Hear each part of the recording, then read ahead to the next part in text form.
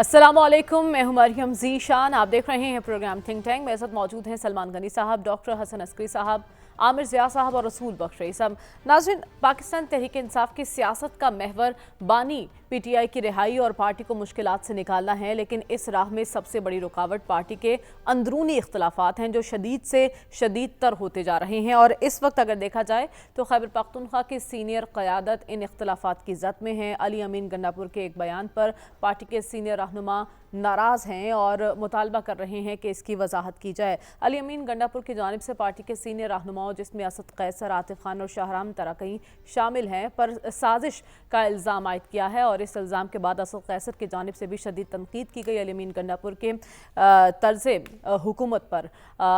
हमने ये जानना है कि इन इख्तलाफात के नतीजे में पार्टी को किस हद तक नुकसान हो रहा है और इन इख्तलाफात के नतीजे में असल ज़िम्मेदारी किसकी बनती है।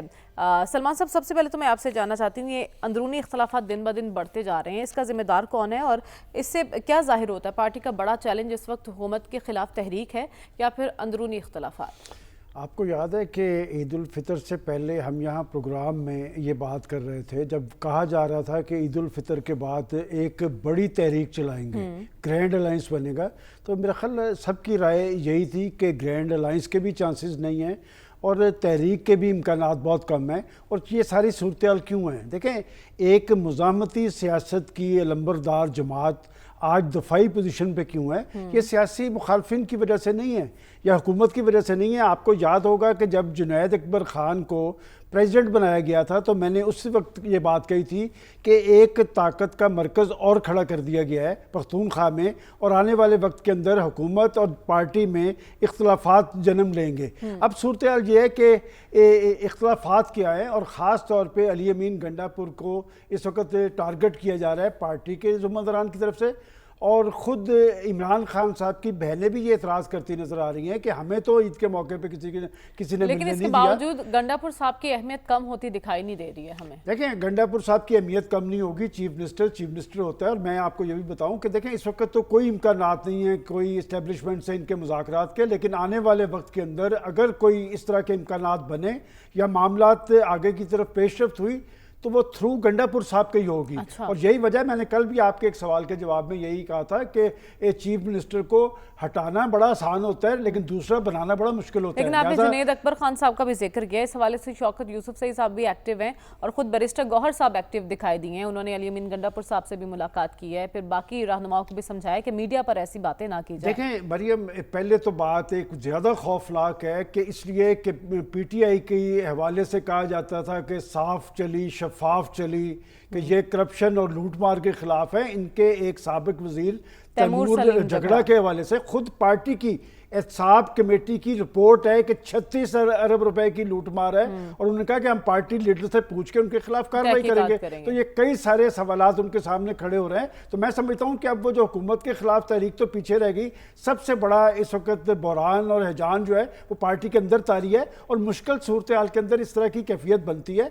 और देखिए, आने वाले वक्त में जब भी खान साहब खुद बाहर आएंगे तो शायद ये कैफियत ना रही, लेकिन मैं समझता हूँ कि वो मुज़ाहमती सियासत की लंबरदार पार्टी इस वक्त दफाई महाज पर आकर खड़ी है।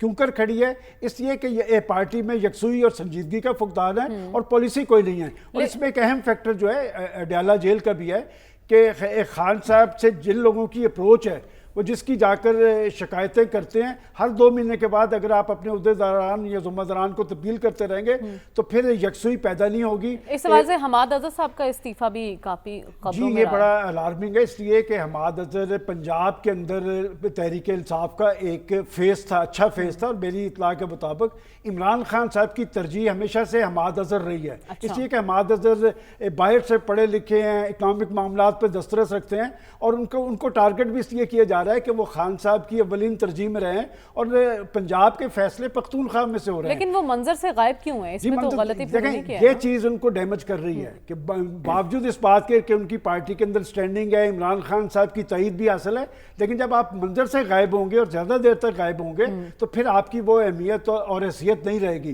कि पंजाब के अंदर वो एक अच्छा फेस था लेकिन पंजाब के अंदर तो कोई लीडरशिप नजर ही नहीं आ रही। और वो आजम सवाती साहब ने जो जाके शिकायत की है, भी आजम सवाती साहब का पंजाब से कोई तल्लुक नहीं। और उन्होंने कहा कि वो आलिया हमजा साहिबा को काम नहीं करने दे रहे। तो हमाद अजहर ने जब आलिया हमजा से रब्ता किया तो उन्होंने कहा कि मैंने तो ऐसी कोई बात नहीं की।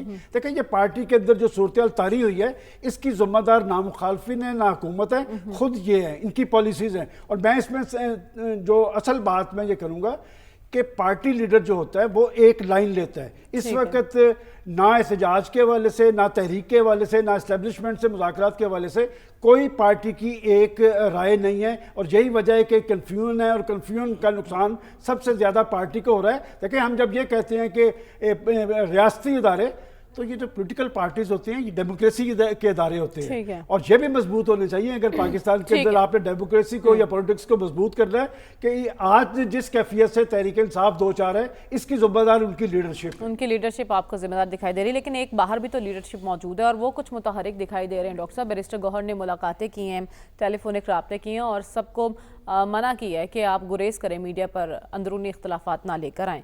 तो आपको लगता है बैरिस्टर गौहर ये मामला संभाल सकेंगे? देखिए, जो अंदरूनी खलफशार है उसकी वजह से पार्टी की जो कैपेसिटी होती है अपने एजेंडे को आगे चलाने की, वो कम हो जाती है।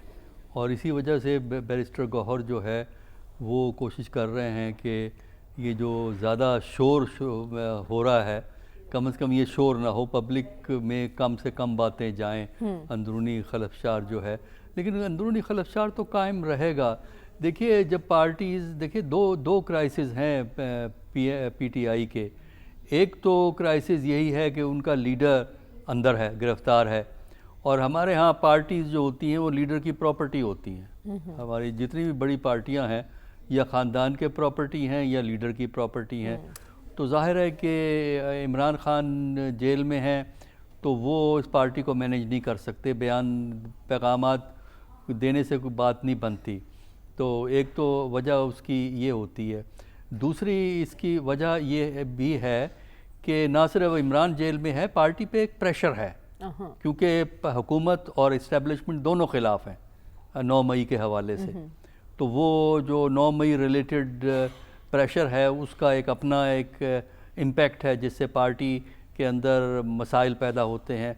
तीसरा फिर ये होता है कि जब टॉप की लीडरशिप मौजूद ना हो तो फिर जो सेकंड लाइन ऑफ लीडरशिप है, चूँकि क़यादत उनके पास चली जाती है, उनमें म्यूचुअल जेलसीज होती हैं। अच्छा। ना इत्तफाकियाँ होती हैं, एक दूसरे से पर्सनैलिटी कॉन्फ्लिक्ट्स होते हैं, क्योंकि उनके कोई इतने जो इस वक्त टॉप पे हैं लोग, उनका कोई इतना वसी तजर्बा नहीं है एक दूसरे के काम, सियासत में काम करने का मिल के।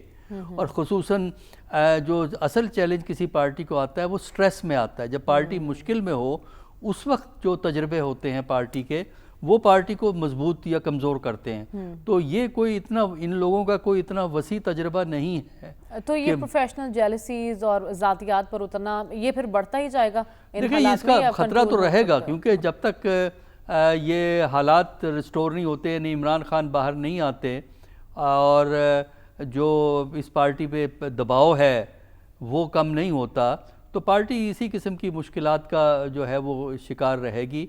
वो कोई ऐसी, मुझे तो कोई ऐसी हैरानी नहीं है, लेकिन ये है कि जब हालात बदलेंगे तो आप ये देखिएगा कि ये जो बहुत से बोलने वाले हैं खुद ब खुद जो है वो चुप कर जाएंगे। लेकिन इन हालात वैसे में भी हुकूमत मुखालिफ तहरीक चलाई जा सकती है। देखिए, हुकूमत मुखालिफ तहरीक के बारे में तो हमने पहले भी राय दी हुई है कि ये इस झगड़ों से, बढ़ते हुए झगड़ों के अलावा भी मौजूदा हालात में हुकूमत के ख़िलाफ़ कोई नेशन वाइड तहरीक चलाने के इम्कानात हमें नज़र नहीं आते, वो माहौल हमें नज़र नहीं आता।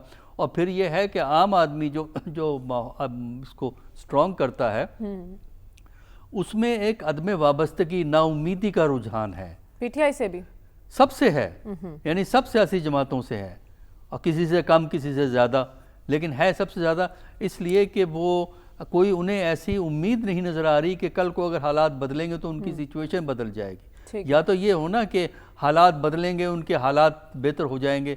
उन्होंने देख लिया है कि पीपल पार्टी थी, फिर पीटीआई, फिर पीएमएलएन की हुकूमत आई और पीटीआई की हुकूमत आई, फिर पीएमएलएन डोमिनेटेड हुकूमत आ गई है। आपको लगता है कि पीटीआई की मकबूलियत भी कम हो रही है बतदरीज? ये कहना बहुत मुश्किल है, इसलिए कि हमारे पास कोई साइंटिफिक बेसिस नहीं है।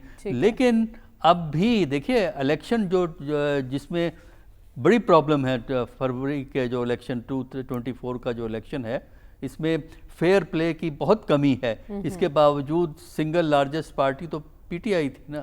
اور ابھی تک ہمارے پاس کوئی ایسا ثبوت نہیں ہے کہ سپورٹ شفٹ ہو کے پی ایم ایل این کو چلی گئی ہے. پی ایم ایل این حکومت میں ہے. جب آپ حکومت میں ہوتے ہیں آپ کے لیے جو ہے نا ڈھول پیٹنے والے بڑے آپ کے پیچھے کھڑے ہو کے تعریفیں کر رہے ہوتے ہیں. ہمیں دیکھنا لیکن لمحہ فکریہ یہ بھی ہے نا کہ اتنی بڑی پارٹی کو پھر بھی تحریک کے لیے دیگر چھوٹی جماعتوں کی ضرورت نہیں، تحریک سنگل پارٹی کبھی نہیں کر سکتی. ٹھیک ہے. عامر ضیاء صاحب، اس تمام تر صورتحال میں ایک دلچسپ پہلو یہ سامنے آیا کہ جنید اکبر صاحب نے احتجاج کا نیا طریقہ بتا دیا. انہوں نے کہا ہے کہ پیر سے تمام وزراء، پارٹی کارکن، افسر کالی پٹی باندھ کر رکھیں گے اور یہ ہمارا احتجاج کا ایک نیا طریقہ ہے. یعنی اب وہ تحریک جو سڑکوں پر ہونی تھی وہ سیاہ پٹیوں تک محدود ہو کر رہ گئی ہے. یہی سمجھا جائے؟ دیکھیں، بات یہ کہ یہ علامتی وہ ہے کہ آپ سیاہ پٹی باندھ لیں. ایک تو ہمیں سمجھنا یہ چاہیے کہ پی ٹی آئی کو جس طرح کا دباؤ کا جو عسکری صاحب نے بالکل درست فرمایا سامنا کرنا پڑا، بلکہ میں ایک اور لفظ استعمال کروں گا، جبر کا سامنا کرنا پڑا، وہ پاکستان کی آپ کو تاریخ میں جو حال کی تاریخ اس میں اس کی مثال نہیں ملتی ہے. ان کی جو پنجاب کی کمیٹڈ لیڈرشپ تھی وہ تو ابھی تک جیل میں ہے. ٹھیک ہے نا. پھر ان کے ایک اور وہ تھے کہ جن کو چھڑوا دیا گیا پارٹی، کہ جو لوگ متحرک ہو سکتے تھے وہ پارٹی چھوڑ کے چلے گئے. اب بالکل نئے قسم کے نئے لیڈرشپ آئی ہے جو پنجاب میں ہے اور وہ اس طرح سے موبلائز نہیں کر پا رہے. حماد اظہر صاحب کی تعریف سب کرتے ہیں، لیکن بھائی وہ کہتے ہیں نا کہ سیاست میں کیا ہر جگہ پہ پیسے، لیکن اس وقت زیادہ مسئلہ تو خیبر پختونخوا میں دکھائی دے رہا ہے نا، جہاں علی امین گنڈا پور صاحب ہیں، پھر شاہرام ترقی، آصف خان، اسد قیصر صاحب جب ایسے بیانات دیں گے تو پھر کیا تاثر لیا جائے؟ میں عرض کر رہا ہوں کہ میں جملہ یہ عرض کر رہا تھا کہ ہر جگہ پہ پیسے جو ہوتے ہیں وہ کوشش کے نہیں نتیجے کے ہوتے ہیں. تو ہم پنجاب سے بات شروع کر رہے تھے کیونکہ پنجاب سب سے بڑا صوبہ ہے، بیٹل گراؤنڈ ہے نا وہ آپ کا. تو پنجاب کے اندر جو ہے سب سے زیادہ توجہ رہی ہے مرکزی حکومت کی، اور انہوں نے کہا کہ جی یہاں پہ کسی بھی تحریک کو آپ مومنٹم نہ بنانے دیں. اچھا، ایک اور بات ہوگی کہ جس طرح کا حکومت نے میجرز لیے ہیں کہ جب بھی پی ٹی آئی نے احتجاج کی کال دی ہے تو اس میں جس طرح کے میجرز لیے گئے ہیں اس کے اندر وہ پرامن احتجاج کے دروازے تو بند ہو گئے ہیں. جب جو بھی آئے گا اس کو خطرہ یہ ہوگا کہ جی گولی چل سکتی ہے، کوئی اور ایکسٹریم میجر لیا جا سکتا ہے.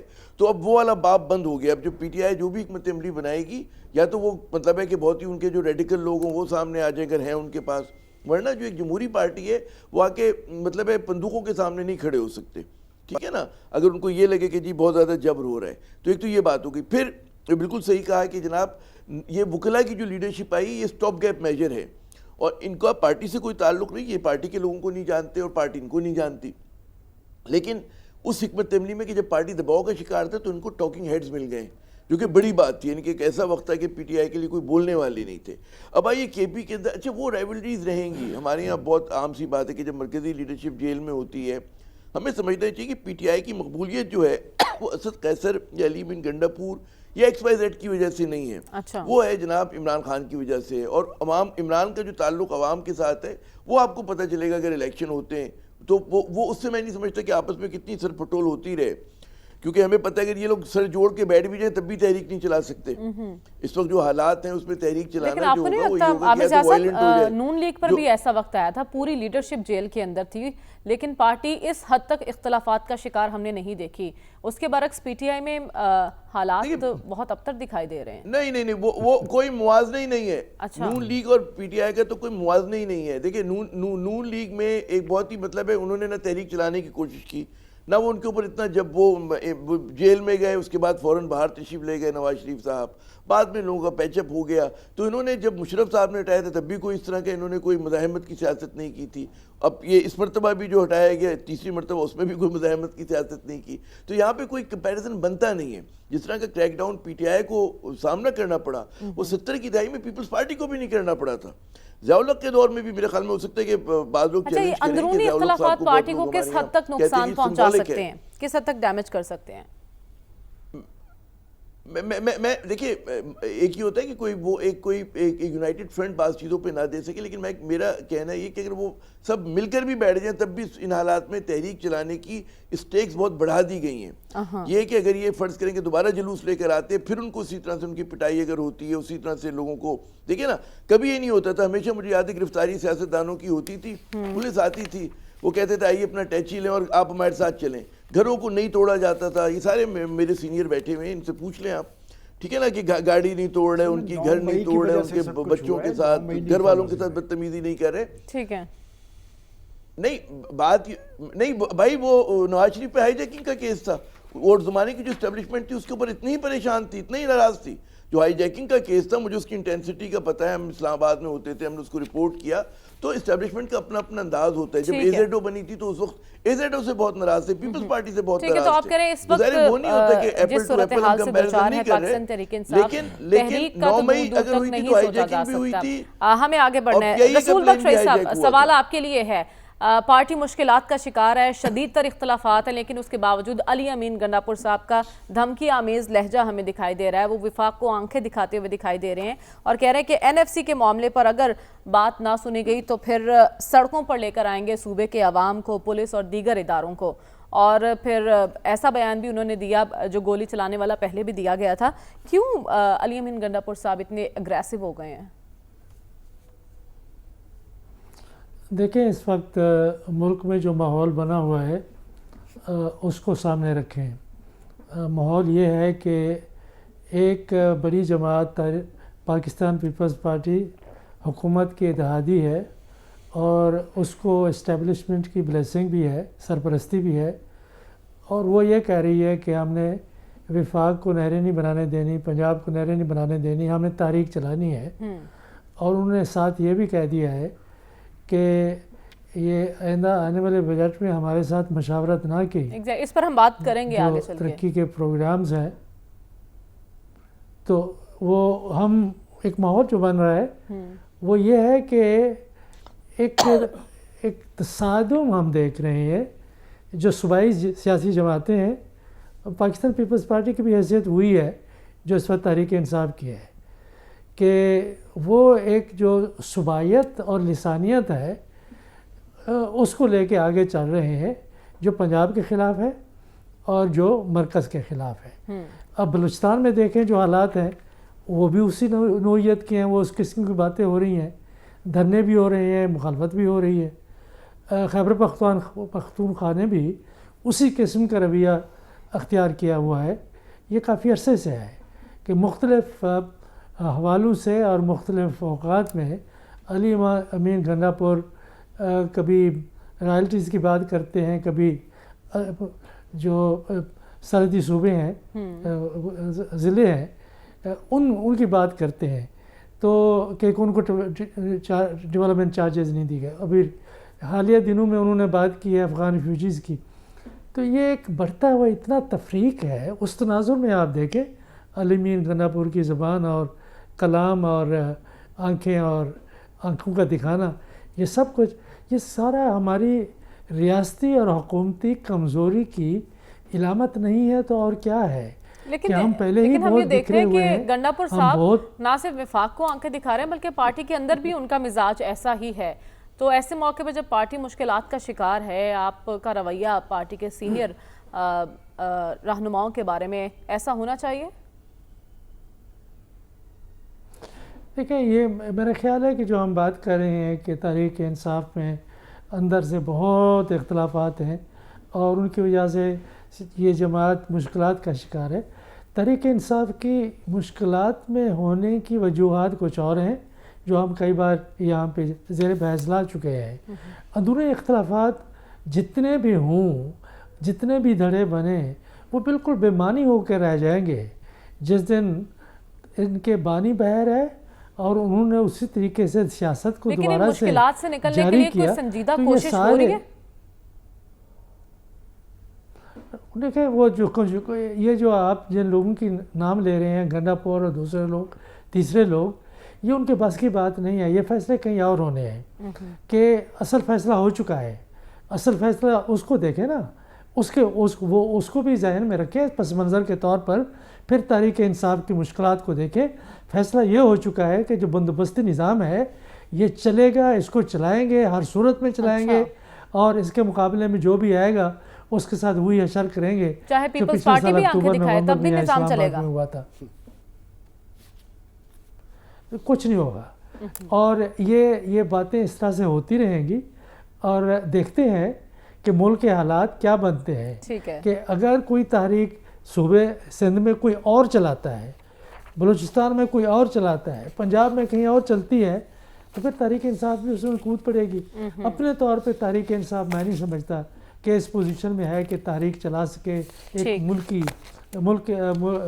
سطح پر. تو یہ ابھی بہت کچھ عدم استحکام اور غیر یقینی صورتحال کے زمرے میں آتا ہے, تو حتمی طور پہ ہم نہیں کہہ سکتے.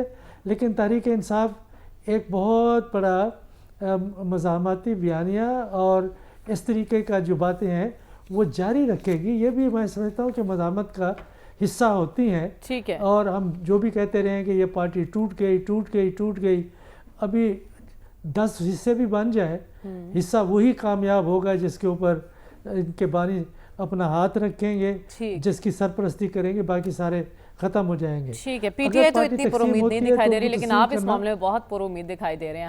ہمیں پروگرام میں آگے بڑھنا اور بات کرنی ہے. بلاول بھٹو نے بھی آنکھیں دکھانا شروع کر دی ہیں. وہ کہہ رہے ہیں کہ ایک تو نئی نہروں کا منصوبہ مسترد کرتے ہیں, اور دوسرا اگر ترقیاتی منصوبوں سے متعلق مشاورت نہیں کی گئی تو پھر بجٹ میں ووٹ نہیں دیں گے. اسی پر بات کریں گے اس بریک کے بعد. اسٹے ود اس.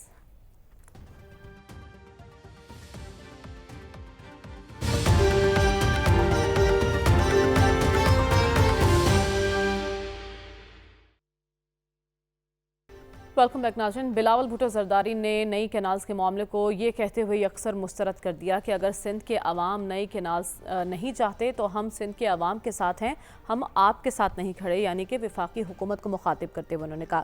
اس کے ساتھ ہی سلمان صاحب انہوں نے یہ بھی باور کرا دیا کہ اگر آپ ترقیاتی منصوبوں سے متعلق ہم سے مشاورت نہیں کریں گے تو پھر ہم بجٹ میں ووٹ بھی نہیں دیں گے.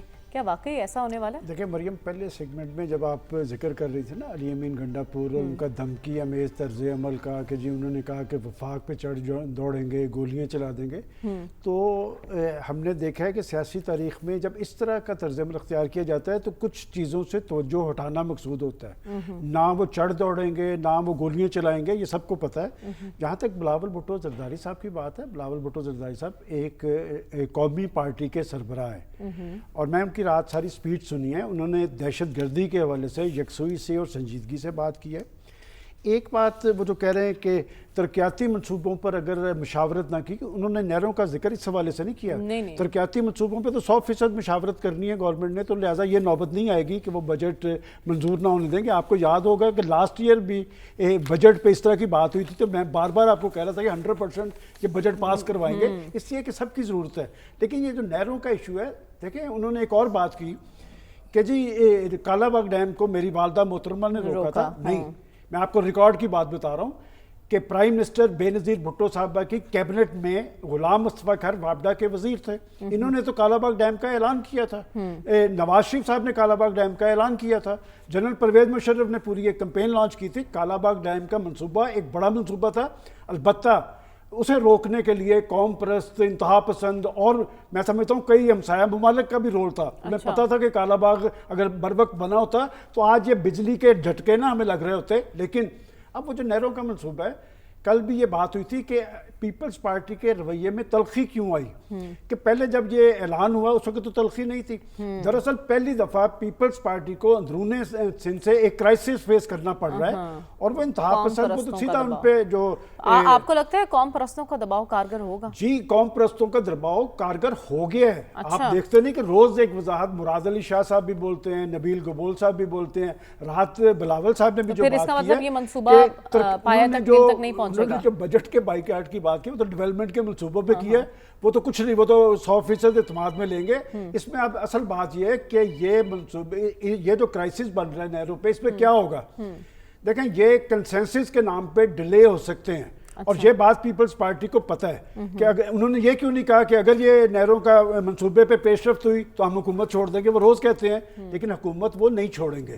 اور اس منصوبے میں जरदारी साहब का रोल क्या है ये बहुत अच्छी तरह उन्हें पता है। आप कह रही है मामला डिले हो सकता है लेकिन बंद कर रहेगा, जी, मैं इसलिए कह रहा हूँ इस वक्त तक की सूरत हाल यही है कि ये मामला कंसेंसस के नाम पे डिले हो सकता है। अब जो लोग इस मंसूबे में शामिल हैं वो जरदारी साहब को भी पता है, शहबाज शरीफ साहब को भी पता है, और शहबाज शरीफ साहब लोगों को साथ लेकर चलने की अहलियत रखते हैं। अभी बिलावल साहब की मुलाकात हुई है चंद रोज पहले प्राइम मिनिस्टर साहब के साथ, तो बड़ा अच्छा है, उन्होंने मुस्कुराते हुए एक दूसरे से मिले। लेकिन मसला ये है ना, अंदरूनी सिंध से उन्हें फेस करना जी, पड़ रहा है। मैंने आपको बताया कि पहली दफा अंदरूनी सिंध में किसी की जरूरत नहीं थी पीपल्स पार्टी को चैलेंज कर देना।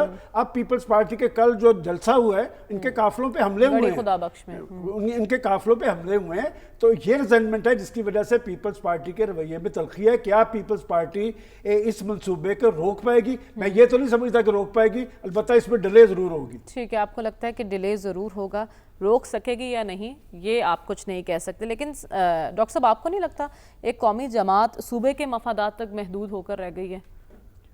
उसका सपोर्ट बेस ही अब एक सूबा ही है, बाकी पंजाब में तो वो जो कुछ सीटें पीपल पार्टी की हैं वो मेरा ख्याल है कुछ फैमिलीज़ की सीटें हैं, वो अगर किसी और पार्टी से भी लड़ेंगे तब भी वो इलेक्ट करवा लेंगे अपने बंदों को। तो यही तो पीपल पार्टी की ट्रेजेडी है कि पहले पंजाब की सबसे बड़ी पार्टी एक स्टेज के ऊपर थी और जगह भी बड़ी अच्छी परफॉर्म करती थी, लेकिन अब तो एक ही सूबे की रह गई। उस पर देखिए असल में जो बात यह है कि ये पब्लिक में आके जो तकरीरें की हैं पीपल पार्टी वालों ने, ये उनकी मजबूरी है। अच्छा, क्योंकि उन पे दबाव जिस तरह अभी कहा गया नेशनलिस्टों का था, और अब पीर पगाड़ा साहब भी ये इस एहतजाज में एहतजाज इस पे शुरू करने वाले हैं। मेरा ख्याल है उनके यहाँ भी उनकी साइड से भी कुछ जलसा वलसा होगा, तो उसकी वजह से उन्हें बोलना पड़ा, वरना बोलने की ज़रूरत नहीं थी। देखिए पीपल पार्टी रूलिंग कोalition का हिस्सा है, फेडरल हुकूमत का हिस्सा है, ठीक है कैबिनेट में उनके बंदे नहीं हैं लेकिन उस कोalition का तो हिस्सा है ना, तो वो अंदर बैठ के बात कर सकते थे। वो तो हुआ ये कि फैसला हुआ, खामोशी छाई रही, उसके बाद जब शोर पड़ा तो पीपल पार्टी पे क्रिटिसिज्म हुआ है ना, वहाँ सिंध के अंदर बड़ा सख्त क्रिटिसिज्म हुआ है। अब दूसरा ये है कि इस मामले को गुफ्तगू से फेडरल गवर्नमेंट को इस मामले में गुफ्तगू करके कोई रास्ता निकालना चाहिए, क्योंकि इस किस्म के झगड़े देखिए ना। लेकिन जहाँ तो नून लीग और पीपल्स पार्टी के दरमियान बयानबाजी शुरू हो गई है ना, यहाँ से नहीं, यही तो मैं कह रहा हूँ ना कि आगे कम था, पीटीआई से झगड़ा चल रहा है। अच्छा, और अब एक और झगड़ा जो है जिसमें सिंध और नाम पंजाब का ही आता है, तो फिर वो एक तनाज़ा शुरू हो जाता है। तो पाकिस्तान की पॉलिटिक्स में हार्मनी की ज़रूरत है, इत्तेफाक की ज़रूरत है, लेकिन हम इस तरह पॉलिटिक्स खेल रहे हैं कि अपने इक़्तिदार को चलाने के लिए कि हर से लड़ने को तैयार हैं। अब आप देखिए ना, कोalition का हिस्सा है लेकिन वो झगड़ा शुरू हो गया है। और ये समझ में नहीं आता कि ये किस किस्म की सियासत है, ना इससे जमहूरियत फ़रोग पाएगी, ना इसमें स्टेबिलिटी मुल्क में आएगी। आप गैर यकीनी सूरत हाल पैदा कर रहे हैं, फिर आप कहते हैं जी वो हमारी इकॉनमी टर्नओवर करने वाली है। इन हालात में इकॉनमी का क्या हाशर होगा? तो ये चीज़ें मेरे नज़दीक समझ में नहीं आता कि ये पॉलिटिक्स किस असूल और किस कायदे के तहत। ये लड़ाइयाँ विफाक को कमज़ोर कर सकती हैं। एक तरफ केपी में मामला, सिंध वाले भी आंखें दिखा रहे हैं, बलोचिस्तान में बात यह है कि वफाक ने अपनी स्ट्रेंथ अवाम में नहीं ढूंढी हुई है, वफाक ने स्ट्रेंथ ढूंढी हुई है अदारों के ज़रिए, ब्यूरोक्रेसी के ज़रिए, सिक्योरिटी इस्टेब्लिशमेंट के ज़रिए। यही तो वजह है कि ज़रा कोई हरकत करे पुलिस जाके वो उठा के बंदों को उठा के ले जाते हैं, अब पता ही नहीं लगता बंदे कहाँ गायब हुए। बलूचिस्तान में क्या हो रहा है, और पंजाब में भी हमने देखा है तोड़ फोड़। हमने 22, 23 और 24 इलेक्शन के बाद में भी हमने ये चीज़ें देखी हैं। तो अगर आपने अवाम की स्ट्रेंथ पे हुकूमत चलानी है तो फिर आप कामयाब हो सकते हैं। सियासतदान की स्ट्रेंथ कभी ब्यूरोक्रेसी नहीं हो सकती, सियासतदान की स्ट्रेंथ कभी सिक्योरिटी इस्टेब्लिशमेंट नहीं हो सकती, सियासतदान की स्ट्रेंथ पॉलिटिकल पार्टीज़ हैं, सियासतदान की स्ट्रेंथ अवाम है। जब तक अवाम की आपको सपोर्ट हासिल नहीं है उस वक्त तक आप झुकते फिरेंगे, कभी ब्यूरोक्रेसी के सामने हाथ बांधेंगे, उनसे काम करवाएंगे, पुलिस के ज़रिए लोगों को उठवाएंगे, और कभी आप सिक्योरिटी इस्टेब्लिशमेंट का सहारा ढूंढेंगे। तो मेरा ख्याल ये पाकिस्तान की पॉलिटिक्स बिल्कुल उल्टी चल रही है, जो हमें जमहूरियत की तरफ नहीं लेके जा रही, بلکہ وہ ہمیں ایک ایسا ماحول کریٹ کر رہی ہے جس کے اندر جو ہے اس ملک کے اندر نا اتفاقی، آپس کے جھگڑے، آپس کے عدم اعتماد، اس کو فروغ جو ملے گا، اور اس سے پاکستان کی کیپیسٹی جو ہے اپنے مسائل کو ایڈریس کرنے کی، اندرونی طور پہ اتفاق پیدا کرنے کی، ٹھیک ہے، آخر اس ماحول میں مسائل بڑھیں گے، کم ہونے کی امید کم ہی رکھی جائے۔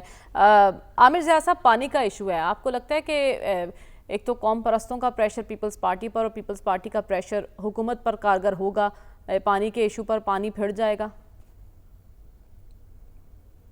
دیکھیے، حیرت انگیز بات یہ ہے کہ علم سیاسیات کا پہلا سبق یہ ہوتا ہے کہ ریاست کو دوام حاصل کرنے کے لیے اپنے تضادات کو حل کرنا ہوتا ہے۔ ہماری بدقسمت ریاست میں بجائے تضادات حل ہونے کے بلکہ بڑھایا جا رہا ہے۔ جیسے کہ بالکل صحیح فرمایا، بلوچستان میں اس وقت ایک خلش ہے، وہاں پہ ایک کنٹرڈکشن بڑا ہے، کے پی کے اندر ہے، سندھ، اور ایک زمانے میں آپ دیکھیں کچھ عرصے جب تک نہروں کا اعلان نہیں ہوا تھا تو صوبائیت دفن ہو چکی تھی، کوئی صوبائیت کے بات کیا نہیں کرتا تھا۔ جب آپ اتنا بڑا ایک پروجیکٹ لانچ کر رہے ہیں تو اس میں اگر آپ اعتماد سازی نہیں کریں گے تو اس کا نتیجہ یہی ہوگا جو ہو رہا ہے۔ ہو سکتا ہے کہ وہ آپ نے بڑے خلوص دل سے اس پروجیکٹ کو لانچ کیا ہو، بات یہ کہ جو لوگ اس کی مخالفت کر رہے ہیں نہروں کی، ان کے سوال بڑے جائز ہیں۔ وہ کہتے ہیں کہ جی مطلب ہے ہمارا واٹر اسکیرس کنٹری ہے، ٹھیک ہے نا، آپ پنجاب دعویٰ کرتے ہیں کہ ہم اپنے حصے کا پانی دیں گے، لیکن پنجاب کے پاس تو خود 20-25% کا پانی کم ہے، وہ کہاں سے پانی لائیں گے؟ وہ بالکل بنیادی سوال کرتے ہیں کہ ستلج دریا تو ہم نے بیچ دیا تھا، جب ورلڈ بینک کا ہمارا ریکارڈ ہوا تھا ایوب خان صاحب کے دور میں، تو ستلج کا آپ کہتے ہیں جی فلڈ واٹر سے ہم اس کو وہ کریں گے تو 3-4 مہینے کے لیے ہوتا ہے، ٹھیک ہے نا۔ پھر آپ اتنا بڑا ریورس انجینئرنگ کر رہے ہیں کہ آپ مطلب ہے کہ ایک سوکھے دریا کو چولستان میں آپ لے کے جا رہے ہیں، مطلب ہے نہریں کھود رہے ہیں، تو لوگوں کو یہ ہضم نہیں ہو رہی ہے بات۔ اچھا، لوگ پھر یہ بھی سوال کرنے میں بالکل جائز ہیں کہ کیا وجہ آپ اتنا بڑا بلینز آف روپیز کا پروجیکٹ کر رہے ہیں، اور جو پروڈکٹیوٹی بڑھانے کے لیے دیکھیں ہمارے یہاں جو ییلڈ ہے ایگریکلچر کی سب سے کم ہے، تو آپ کیوں نہیں کرتے کہیں پہ ڈرپ فارمنگ کر رہے ہوں، کہیں پہ آپ ہم ییلڈ بڑھانے کی کر رہے ہیں، کہیں پہ ہم سیڈ کی بات کر رہے ہیں، ہم وہ کام تو کر نہیں رہے ہیں۔ آپ کو نہیں لگتا کہ یہ تمام سوالات پیپلز پارٹی کی قیادت سے ہو رہے ہیں؟ کیونکہ وفاق کے ساتھ کہا جا رہا ہے کہ پہلے تو حمایت کر دی گئی تھی، اب مخالفت کی جا رہی ہے، تو جتنے سوالات ہیں وہ اس وقت پیپلز پارٹی کی قیادت پر ہیں۔ میں آپ سے متفق ہوں۔ دیکھیں، پیپلز پارٹی نے بڑی موقع پرستی کی سیاست کی ہے۔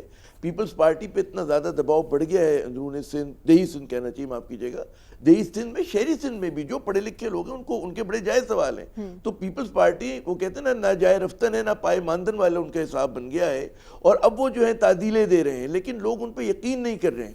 ان کو اندازہ ہو رہا ہے کہ کیا وہ جو ہے کیس جو ہے سندھ کا، اور مجھے بڑا افسوس ہوتا ہے کہ ہم کو یہ کہنا پڑتا ہے جی سندھ کا کیس پاکستان کا کیس ہے، یہ پاکستان کا کیس ہے۔ اگر دیکھیں نا، اگر سمندر چڑھ آتا ہے ہمارے مطلب ساحلی علاقوں کے اوپر تو پاکستان کو نقصان ہے نا، صرف سندھ کو نقصان تو نہیں۔ ہمارا مینگروو اگر برباد ہوتا ہے، کوٹری کے نیچے پانی نہیں آتا، وائلڈ لائف متاثر ہوتی ہے، تو کس کا نقصان ہے؟ پاکستان کا نقصان ہے۔ تو اس کے اندر جو ہے جب تک یہ لوگ نہیں سوچیں گے اور کنسنسس نہیں بلڈ کریں گے، اس وقت اعتماد کے اتنا فقدان ہے، سمجھ میں نہیں آتا کہ جناب جب اتنے بڑے بڑے کنٹرڈکشن تھے تو آپ نے ایک نیا اس طرح کا مسئلہ کیوں کھولا، کہ جس سے میں دیکھ رہا ہوں کہ جو ہم بڑا خوش ہوتے تھے کہ خدا کا شکر ہے کہ پاکستان میں اب کوئی صوبائیت نہیں رہی ہے، اور کوئی بلیم نہیں کرتا پنجاب کو اور کوئی بلیم نہیں کرتا سندھ کو، اب دوبارہ وہ چیز جاگ گئی ہے۔ میں کراچی میں بیٹھا ہوں، میرا روز بات ہوتی ہے دیہی سندھ میں، مجھے اس کی شدت کا احساس ہے، اور مجھے بڑا تشویش ہے اس معاملے کے اوپر۔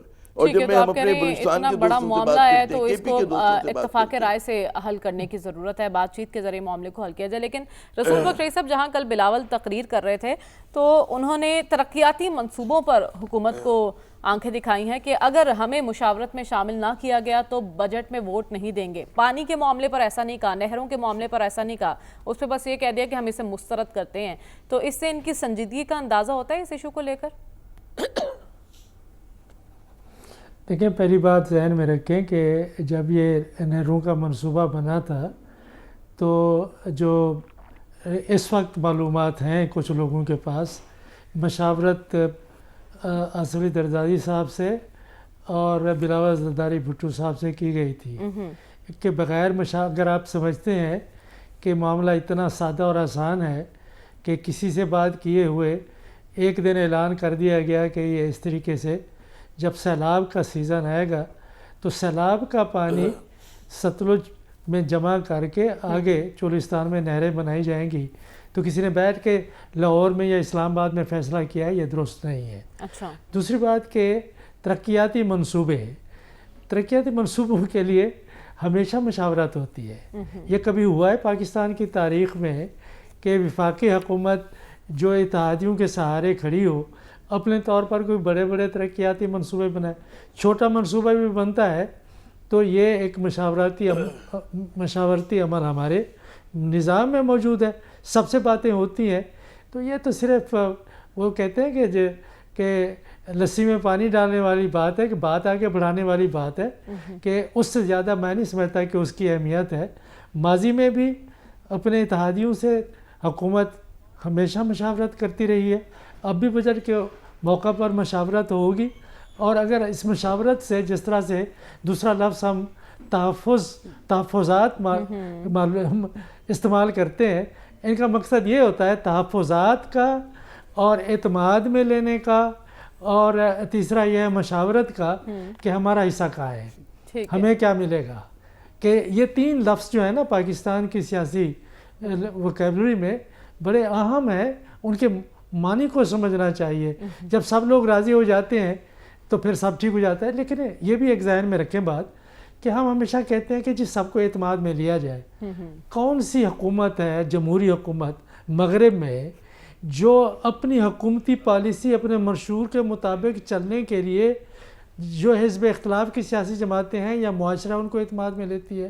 وہ یہ کہتی ہے کہ دیکھیں یہ ہمارا منشور تھا، ہم منتخب ہو کے آئے ہیں اور ہم نے اس کے اوپر عمل کرنا ہے، آپ جانیں اور آپ کا کام جانیں۔ ہم نے پاکستان میں ہر ایک منصوبے کو جس سے ملک میں ترقی ہو سکتی تھی، ہم نے اعتماد سازی، ہم نے تحفظات، ہم نے مشاورت، اور ہم نے قومی ہم آہنگی کے نام ان کو تمام کو ختم کر کے رکھ دیا ہے۔ کہ ابھی بات ہو رہی تھی کالا باغ ڈیم کی، کس کو نقصان ہوتا ہے؟ کسی سے آپ بات کر کے دیکھیں، وہ کہتے تھے جی پانی، وہ ایک دفعہ کہتے تھے کہ جی نوشہرہ ڈوب جائے گا۔ کوئی ایسا منصوبہ بن سکتا ہے کہ جس سے کوئی شہر ڈوب جائے؟ پھر کہتے ہیں کہ آپ ڈیم تو بنا رہے ہیں، پانی کہاں پہ ہے؟ بھئی یہ آپ کا مسئلہ تو نہیں ہے نا کہ پانی ہوگا تو ڈیم میں ہوگا، اگر پانی نہیں ہے تو ڈیم نہیں بنے گا۔ ڈیم بنتا ہے تو ظاہر ہے اس میں پانی کے لیے کوئی بندوبست ہوگا۔ تو میرا خیال یہ ہے کہ اس وقت حکومت کو یہ چاہیے تھا کہ جس طریقے سے سندھ سے آوازیں آ رہی ہیں، تحفظات کو دور کرنے کا ایک طریقہ یہ ہے کہ ان کو کہیں کہ مذاکرات کی میز پہ آ جائیں، بلاول صاحب آپ لے کے آئیں جی تمام شواہد، ہم بھی سامنے رکھتے ہیں کہ کتنا پانی دریائے سندھ سے جائے گا یا نہیں جائے گا۔ ٹھیک ہے، آپ کہہ رہے ہیں شواہد کی روشنی پر بات کی جائے تبھی مسئلہ جو ہے حل ہو سکتا ہے۔ ہمیں پروگرام میں بریک کی جانب بڑھنا، واپس آئیں گے تو بات کریں گے غیر قانونی افغانیوں کے انخلاء سے متعلق۔ اسٹے ود اس۔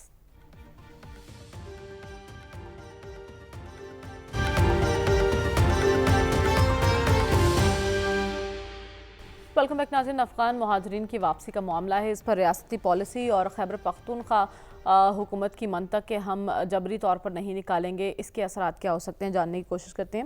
سلمان صاحب پہلے یہ بتائیے کہ گنڈا پور صاحب افغانیوں کو زبردستی واپس بھجوانے کے مخالف کیوں ہیں؟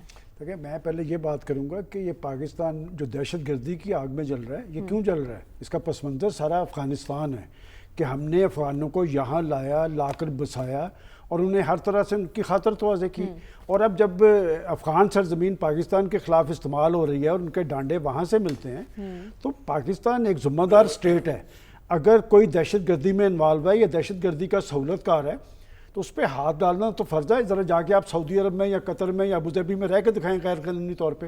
اور گنڈا پور صاحب جو کہتے ہیں کہ جی ہم کسی کو زبردستی، 15 لاکھ تو رجسٹرڈ ہیں، انہیں تو نہیں چھڑا جا رہا، جو غیر قانونی 8-9 لاکھ ہیں۔ یہ ریاست کی پالیسی ہے، یہ حکومت کی پالیسی نہیں ہے، اور پاکستان اس بات کا متحمل نہیں ہو سکتا۔ کل آپ کی کور کمانڈرز میٹنگ میں کیا کہا ہے پاکستان کے آرمی چیف نے کہ صرف دشمن نہیں، یہاں پر جو ان کے اعلی کار ہیں، بات ہے کہ آپ جب انوالو ہوں گے دہشت گردی کی وارداتوں میں تو آپ کو چھوڑ دیا جائے گا۔ یہ ریاست کی پالیسی ہے، غیر قانونی طور پہ افغانی ہے یا کوئی اور ہے، یہ پالیسی پہ عمل درآمد ہونا چاہیے۔ اور گنڈاپور صاحب دراصل ایک نئی صورتحال طاری کرنا چاہتے ہیں, وہ اپنا ایشو بنا رہے ہیں. دیکھیں ابھی ہم جو ڈسکس کر رہے ہیں اس وقت بھی چینل پہ جنید اکبر خان صاحب کے جو ٹکر چل رہے ہیں, مسئلے ان کے کچھ اور ہیں, صوبے پہ توجہ نہیں دے رہے, گورننس سے یقینی نہیں بن رہی, مسائل حل نہیں ہو رہے, اور مرکز پہ چڑھ دوڑنا ہے. بھائی مرکز پہ آپ کو کسی نے نہیں چڑھنے دینا. غیر قانونی طور پہ جو افغانی موجود ہیں انہیں جانا چاہیے. 15 لاکھ تو آپ نے لا کے یہاں پر بٹھائے ہوئے ہیں, انہیں تو نہیں چھیڑا جا رہا. ٹھیک ہے, لیکن 8 لاکھ اب اس وقت ایسے ہیں جن کے پاس نہ تو پاکستان کا پروف آف رجسٹریشن کارڈ ہے, نہ ہی افغان سٹیزن کارڈ ہے. ڈاکٹر صاحب, اس کے باوجود اگر پاکستان کا ایک صوبہ یہ کہتا ہے کہ ہم نے انہیں زبردستی یہاں سے نہیں نکالنا, ہماری روایت نہیں ہے, تو کیا یہ وفاق کی پالیسی کے مترادف نہیں ہوگا؟ دیکھیں پہلے ایک بات آپ کو میں بتا دوں کہ جو 8 لاکھ کی آپ بات کر رہی ہیں, تقریباً 7 لاکھ واپس چلے گئے ہیں پاکستان سے حکومت کے پریشر کی وجہ سے, اور تقریباً لاکھ کے قریب اس وقت ایسے بندے ہیں جو کہ جن کو حکومت آہستہ آہستہ جو ہے وہ باہر بھیجے گی. جہاں تک کے پی کا تعلق ہے, دیکھیے کے پی کا رویہ اور ایٹیچیوڈ جو ہے نا اس معاملے میں ہمیشہ دوسرے حکومتوں سے, دوسرے صوبوں سے مختلف رہا ہے. وجہ یہ ہے کہ کے پی کا ایک اسپیشل ریلیشن شپ ہے افغانستان کے ساتھ. اس میں اکنامک فیکٹرز بھی ہیں, ایتھنک لنگوسٹک فیکٹرز بھی ہیں, اور ٹرائبل فیکٹرز بھی ہیں. اور جو وہاں کی لوکل ٹریڈ ہے اس کا افغانستان اور پاکستان کا آپس میں بڑا گہرا تعلق ہے. یہی وجہ ہے کہ جب بارڈر بند کر دیتے ہیں آپ تو سب سے زیادہ شور جو ہے وہ کے پی کے اندر ہوتا ہے, خاص کر ٹرائبل ملکی مفاد میں کیا ہے ڈاکٹر صاحب؟ ہمیں تو پتہ نہیں ہے ملکی مفاد میں کیا ہے, کیونکہ یہی افغان تھے نا جن کو ہم نے بڑی محبت سے بلایا تھا. اس وقت میں نے کل بھی پروگرام میں یہ بات کہی تھی کہ اس وقت افغان مہاجرین کو تنقید کرنا اپنی شامت کو دعوت دینا تھا. 1980 ضیاء الحق کے دور کی میں بات کر رہا ہوں کہ اپنی شامت لانا تھا اگر آپ کبھی تنقید کرتے ہیں. تو اس کے بعد پاکستان بڑھ چڑھ کر ان کی مدد کی. کوئٹہ شورا کا ہمیں پتہ ہے. اچھا پھر 2 سپٹمبر 2001 میں پاکستان نے قلعہ بازی کھائی اور طالبان کو چھوڑ کے امریکہ کے ساتھ چلے گئے. اب جو ہے وہی لوگ جو ہیں مہاجرین جو ہیں آپ کو برے لگتے ہیں, آپ ان کو پھینکنا چاہتے ہیں. اس کا تعلق جو ہے وہ کورسو ڈپلومیسی سے ہے جو پاکستان افغانستان کی پالیسی سے تنگ آیا ہوا ہے, کیونکہ جو پاکستان میں ٹیررزم ہے اس کی روٹس افغانستان میں پہنچتی ہیں. تو اس کی وجہ سے پاکستان پریشر بلڈ کر رہا ہے یہ اس طریقے سے. تو اس کی وجہ سے یہ ہے. باقی رہا ابھی تک گورنمنٹ آف پاکستان نے یہ نہیں کہا ہے کہ جو ریفیوجی کیمپ ہیں وہ ٹیررزم کا بیس ہیں. یہ بات نہیں کہی ہے گورنمنٹ آف پاکستان نے ابھی تک. تو جو انڈیویجول سہولت کاری ہو رہی ہے, جو انڈیویجول کوئی اگر ہیلپ کر رہا ہے وہ ایک ڈیفرنٹ کیٹیگری آتا ہے, آپ ان کو پکڑیں. ٹھیک ہے, لیکن اس معاملے پر ہم نے افغانستان کے بار بار اپنا کیس رکھا کہ آپ کی سرزمین استعمال ہو رہی ہے, لیکن ادھر سے اس بات پر کوئی توجہ نہیں دی گئی. عامر ضیاء صاحب, لیکن افغانستان ہم سے ایکسپیکٹ کر رہا ہے کہ افغانیوں کے انخلاء کے معاملے پر ہم حسن سلوک سے پیش آئیں. یعنی اتنا عرصہ ہم نے جو میزبانی کی ہے اس کے باوجود زبردستی انخلاء وہ بھی نہیں چاہ رہے ہیں. تو افغانستان کی اس آپ دوہرے معیار کو کیا کہیں گے کہ ہماری بات وہ بالکل سننا نہیں چاہتے, لیکن انخلاء کی جب بات آئے تو وہ ہم سے حسن سلوک ایکسپیکٹ کر رہے ہیں؟ دیکھیے ظاہر ہے کہ افغانستان کے ساتھ آپ کے بڑے پیچیدہ قسم کے تعلقات ہیں. یہی افغان طالبان جو ہوا کرتے تھے کہ ڈسپائٹ آل دا امریکن پریشر یا نیٹو لیڈ الائز کے پریشر کے, جہاں پاکستان وار آن ٹیرر میں تعاون کر رہا تھا القاعدہ کے خلاف اور دیگر جو پین اسلامسٹ ٹیررسٹ گروپس ہیں, وہاں پہ افغان طالبان کو ہماری حکومتیں جو ہیں وہ ایڈوکیٹ کرتی تھی کہ امریکہ انگیج کرے.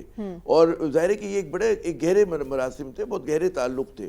اب اچانک جو ہے ایک سمٹ سالٹ لی گئی ہے ہماری پالیسی کے حوالے سے نا, اور بالکل یہ بات بالکل اسکرین صاحب نے درست فرمایا. مجھے جیسے میں نے کل بھی تذکرہ کیا تھا کہ ڈرامے بنا کرتے تھے پروموٹ کرنے کے لیے افغان پناہ گزینوں کو, پناہ کے نام سے ڈرامہ بنا, تو بہت ایک تاریخ رہی ہے. لیکن اب تو ایک واضح پالیسی ہے نا, آرمی چیف نے بھی کور کمانڈرز کانفرنس میں واضح کر دیا کہ ہم سہولت کاروں کو بھی بالکل کوئی رعایت نہیں دی جائے گی.